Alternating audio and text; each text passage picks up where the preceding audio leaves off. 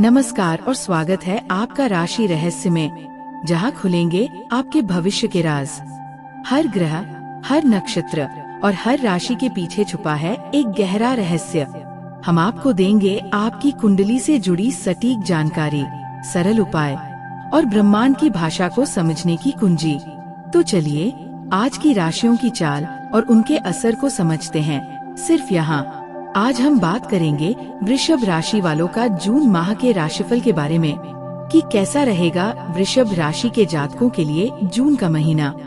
मासिक राशिफल 2025 के अनुसार ये महीना वृषभ राशि के जातकों को मिश्रित परिणाम देने वाला साबित हो सकता है। महीने की शुरुआत में आपकी राशि में सूर्य और बुध बुधादित्य योग बनाएंगे, जो आपके लिए अच्छे परिणाम लेकर आएगा। आपको भूमि, भवन, वाहन आदि संपत्ति का लाभ मिल सकता है। राशि स्वामी शुक्र के द्वादश भाव में महीने के अंत तक विराजमान रहने के कारण आपको लंबी यात्राएं या विदेश जाने के अवसर प्राप्त हो सकते हैं। आपके खर्चों में भी बढ़ोतरी होगी, लेकिन वह आप अपनी सुख सुविधाओं पर करेंगे जो आपको खुशी देंगे। फिर भी आपको अपनी आमदनी के अनुपात में जो खर्च हो रहे हैं उन पर ध्यान देना चाहिए। पारिवारिक जीवन में उतार चढ़ाव बना रहेगा, क्योंकि चौथे और 10वें भाव में केतु और राहु लगातार पूरे महीने विराजमान रहेंगे। 7 तारीख से मंगल भी तीसरे भाव से निकलकर चौथे भाव में केतु के साथ आ जाएंगे और ऐसे में मंगल केतु अंगारक योग बनाएंगे, जो पारिवारिक जीवन को परेशानी में डाल सकता है। प्रेम संबंधों के लिए ये महीना अच्छा रहेगा। आप अपने रिश्ते को अहमियत देंगे और आपको अपने प्रियतम के साथ अच्छा समय बिताने के भरपूर अवसर प्राप्त होंगे। विवाहित जातकों के लिए भी ये महीना अनुकूल रहने की संभावना है। आपको अपने जीवन साथी के अतिरिक्त बाहर किसी से ऐसे संबंध रखने से परहेज करना चाहिए, क्योंकि इससे आपका पारिवारिक जीवन संकट में आ सकता है। विद्यार्थी वर्ग के लिए यह महीना अपनी बुद्धि का सही इस्तेमाल करते हुए अपनी शिक्षा में आगे बढ़ने में सफलता प्रदान कर सकता है। आपकी आमदनी अच्छी होगी और नौकरी में उतार चढ़ाव बने रहेंगे। व्यापार में सफलता मिल सकती है। करियर के दृष्टिकोण से ये महीना उतार चढ़ाव से भरा रहने वाला है। वैसे तो दशम भाव के स्वामी शनि महाराज पूरे महीने एकादश भाव में विराजमान रहेंगे, जिससे आप अपने कार्यक्षेत्र में मजबूती से जमे रहेंगे और आपके वरिष्ठ अधिकारियों का सहयोग आपको प्राप्त होगा। उनसे सामंजस्य बेहतर बनाने के लिए आपको लगातार प्रयास करते रहने होंगे और इससे आपको फायदा भी मिलेगा। आपके काम में मजबूती आएगी, लेकिन पूरे महीने दशम भाव में राहु महाराज का विराजमान होना ये दर्शाता है कि आप अपने काम को ज्यादा गंभीरता से नहीं लेंगे, जिसकी वजह से आपको कार्यक्षेत्र में कुछ परेशानियों का सामना करना पड़ सकता है।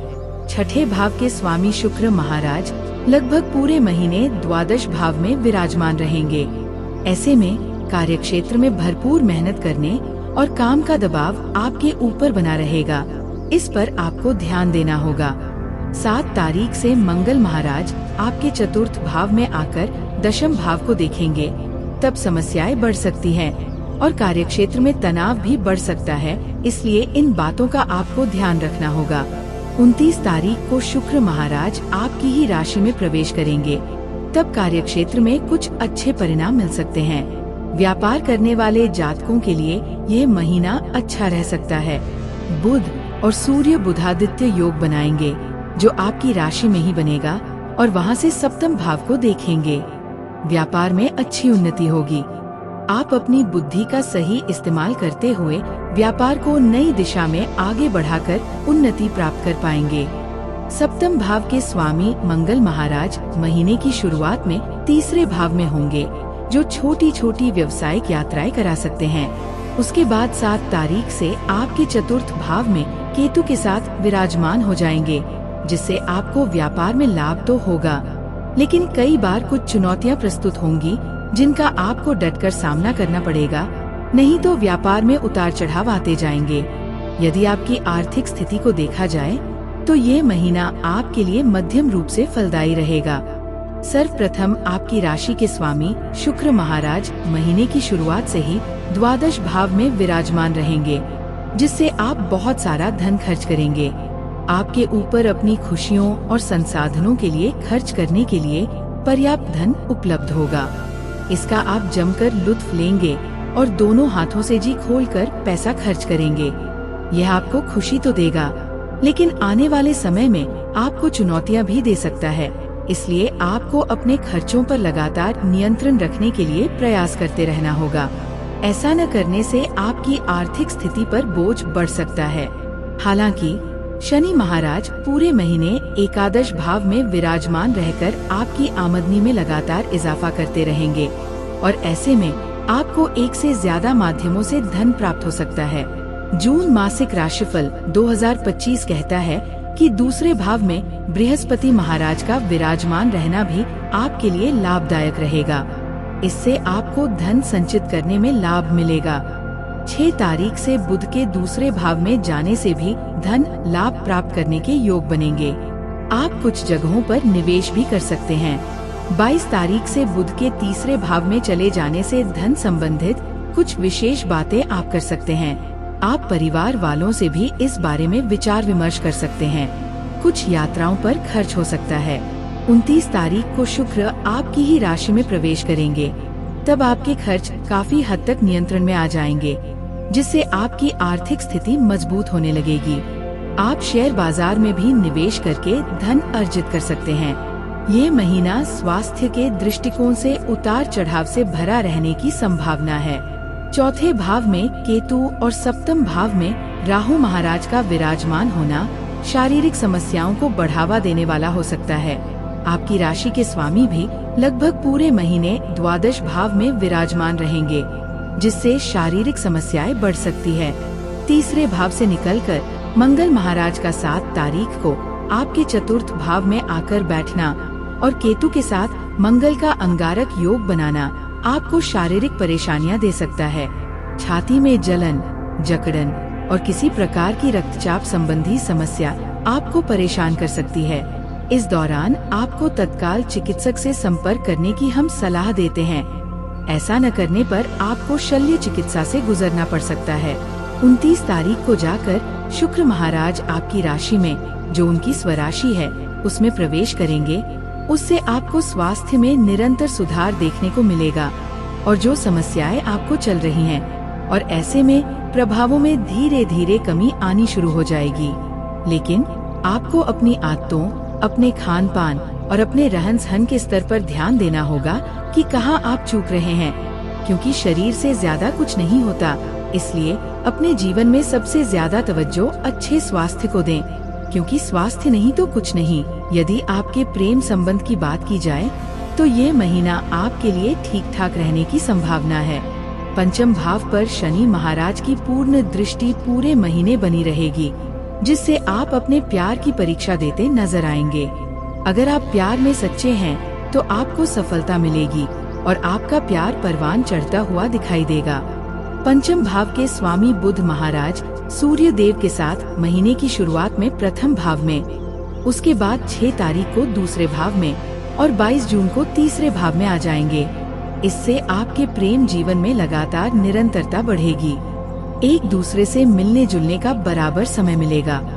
एक दूसरे के साथ पर्याप्त समय बिताएंगे, एक दूसरे को इज्जत देंगे और एक दूसरे से अपने दिल की बात साझा करेंगे, जिससे आपका रिश्ता परिपक्व होता चला जाएगा। आप अपने प्रियतम को अपने दोस्तों से भी मिलवा सकते हैं और उनको भी ऐसा करना सही लगेगा। आपके रिश्ते में अपंत्व रहेगा। इस प्रकार आप अपने इस रिश्ते को आगे बढ़ा सकते हैं। लेकिन मंगल महाराज के 7 तारीख को चौथे भाव में केतु के साथ आ जाने से आपके प्रियतम को स्वास्थ्य समस्याएं परेशान कर सकती है। विवाहित जातकों के लिए महीने की शुरुआत अच्छी रहेगी। बुध और सूर्य आपके सप्तम भाव पर प्रभाव डालेंगे, जिससे वैवाहिक संबंध प्रबल होंगे। आप दोनों अपनी बुद्धिमानी का परिचय देते हुए अपने रिश्ते को परिपक्व लोगों की भांति और बेहतर बनाने का प्रयास करेंगे। सप्तम भाव के स्वामी मंगल महाराज का 7 तारीख से चौथे भाव में केतु के साथ बैठना परिवार में जीवन साथी के साथ आपकी माताजी या परिवार के लोगों का झगड़ा करा सकता है। इसके प्रति सावधानी रखनी आवश्यक होगी, क्योंकि इससे घर का माहौल बिगड़ सकता है। ये महीना पारिवारिक जीवन के लिए उतार चढ़ाव से भरा रहने की प्रबल संभावना है। चतुर्थ भाव के स्वामी सूर्य महाराज बुध महाराज के साथ, जो आपके दूसरे भाव के स्वामी भी हैं, प्रथम भाव में महीने की शुरुआत में रहेंगे, जिससे आपको पारिवारिक जीवन में सुख और शांति मिलेगी। परिवार की उत्तरोत्तर वृद्धि होगी। परिवार की आमदनी में भी बढ़ोतरी होगी और नई संपत्ति खरीदने का मौका मिलेगा। उसके बाद 6 तारीख को बुध आपके दूसरे भाव में चले जाएंगे और 15 तारीख को सूर्य भी वहां आ जाएंगे, जिससे आपके कुटुंब के मामलों में बृहस्पति, बुध और सूर्य का प्रभाव रहने से आपके परिवार की इज्जत बढ़ेगी। समाज में उनका ओहदा बढ़ेगा और उनकी ख्याति बढ़ेगी। लेकिन केतु चतुर्थ भाव में और राहु दशम भाव में पूरे महीने विराजमान रहेंगे। 7 तारीख से मंगल महाराज भी चतुर्थ भाव में केतु के साथ आकर अंगारक दोष बनाएंगे, जो परिवार में लगातार लड़ाई झगड़ा करा सकता है और इससे आपके माता पिता को, विशेषकर आपकी माता जी को स्वास्थ्य समस्याएं परेशान कर सकती हैं। इसलिए आपको सर्वप्रथम उनके स्वास्थ्य का ध्यान रखना होगा। घर में लड़ाई झगड़ा न हो या कोई संपत्ति संबंधित वाद विवाद जन न ले पाए, इसका भी आपको ध्यान रखना पड़ेगा। हालांकि अच्छी बात यह है कि भाई बहनों से आपके संबंध मधुर बने रहेंगे और उससे आपको समय समय पर उनका सानिध्य और समर्थन प्राप्त होगा, जिससे आप हर चुनौती से बाहर निकल पाएंगे। उपाय: आपको शुक्रवार के दिन मंदिर जाकर माता श्री महालक्ष्मी जी के किसी भी मंत्र का जाप करना चाहिए। आपको गौ माता की सेवा करनी चाहिए और उन्हें हरा चारा अथवा हरी सब्जियां खिलाएं। आपको शनिवार के दिन गरीब लोगों को भोजन कराना चाहिए। भाग्य में बढ़ोतरी और अटकते हुए कामों को पूरा करने के लिए आपको शनिवार के दिन काले चने प्रसाद स्वरूप लोगों को वितरित करने चाहिए। दोस्तों, अगर आपको राशियों के रहस्यों को जानना है तो जुड़े रहिए राशि रहस्य यूट्यूब के साथ। अगर वीडियो पसंद आया हो तो लाइक करें, शेयर करें और ऐसे ही रहस्यों के लिए सब्सक्राइब करें राशि रहस्य यूट्यूब चैनल को।